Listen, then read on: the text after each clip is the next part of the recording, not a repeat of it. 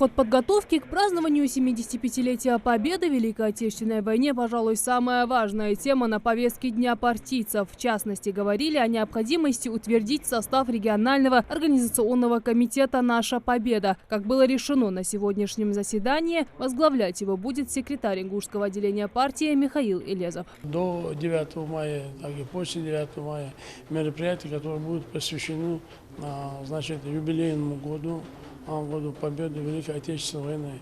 И в рамках этого проекта есть такие мероприятия, которые запланированы провести у нас в республике под эгидой партии «Единая Россия». Это первый из них – это диктант Победы, который у нас пройдет на разных площадках по республике Ингушетия. Пройдет российская акция 24 апреля, но вместе с тем важную роль в праздновании юбилея Победы в регионе сыграет конкурс школьных музеев. Ближе к памятной дате оргкомитет выберет самую лучшую экспозицию, посвященную годовщине Великой Отечественной. Есть уголки боевой славы, возможно, они тоже в свое время превратятся в музеи.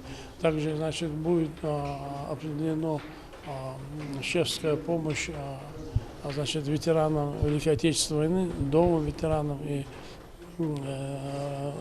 работникам тыла.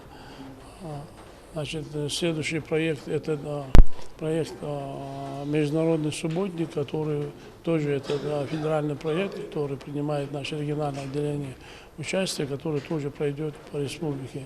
Говорили на заседании о подтверждении плана работ фракции по городу Сунжа. Так, единогласным за всех членов президиума на пост исполнительного секретаря местного отделения был утвержден Батыр Хамхоев. Как отметил Михаил Элезов, в регионе много направлений, требующих внимания, но все они ведут к одному – развитию республики в целом. Так что первое, на чем новый секретарь сделает акцент, это усилит первичное звено как основу партийной сетки. У нас на территории города Сунжа существует и работают 9 первичных отделений.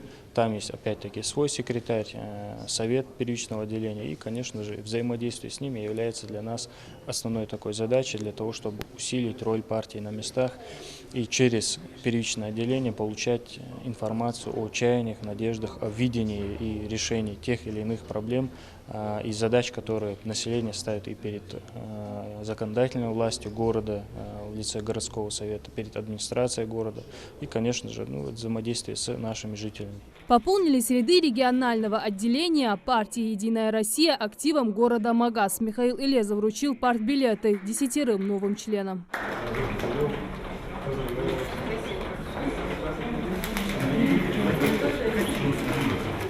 В завершение президиума секретарь регионального отделения партии Михаил Элезов пообщался с обновленным составом партийцев, услышал их предложения по развитию тех или иных проектов и пожелал им удачи в дальнейшей работе. Жарадат Хулухоева, Адам Далаков, Новости 24.